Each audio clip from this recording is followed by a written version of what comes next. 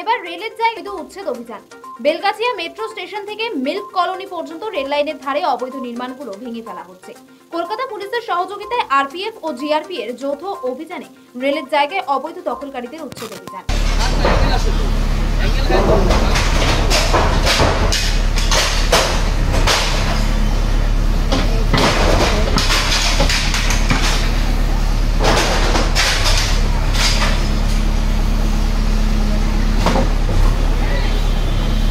যে চুক্তিপত্রের ভিত্তিতে তারা এখানে এসেছে সে চুক্তিপত্র মানছে না রেল, এমনই অভিযোগ এক ব্যক্তির। ভাঙছে কেন?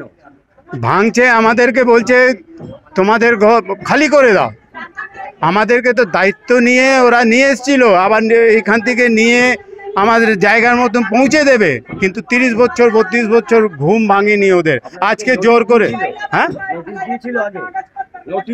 নোটিশ দিয়েছিল, তো আমরা বরাবরই বলেছি কি আমাদেরকে নিয়ে চলুন, আমার ঘরে নিয়ে চলুন, কিন্তু ওরা দায়িত্বটা নিল না। আজকে জোর করে রেলের লোক রেল করছে। রেল নিয়ে এসেছিল আমাদের 3 বছর এগ্রিমেন্ট করে নিয়ে এসেছিল, অ্যালটমেন্ট লেটার করে নিয়ে এসেছিল। এখানে 3 বছর পরে আপনাদেরকে আবার পুরনো যে জায়গায় ছিলেন সেই জায়গা নিয়ে চলে যাব। 30 বছর হয়ে গেছে। আজকে জোর করে এইটা বাজে কথা বলছে, ওরা বাজে কথা বলছে, একদম বাজে কথা বলছে। আরে তো নিয়ে যাবে তবে তো ছাড়বো, আমাদেরকে তো নিজের জায়গা নিয়ে যাচ্ছে না ওরা। আমার বেলগাছিয়ায় ট্রাম ডিপোর ঠিক উল্টো দিকে, ট্রাম মেন রোডের উপরে এই বাড়িটা ছিল।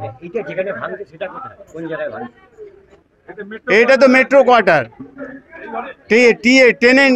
TA metro quarter. আমাদের ভাড়াটেতে যে এসছিল লাইন লোডরা তো ছিল না ওই ভাড়াটে, যারা ভাড়াটে জোর করে তুলে দিচ্ছে রেল, জানালেন তিনি।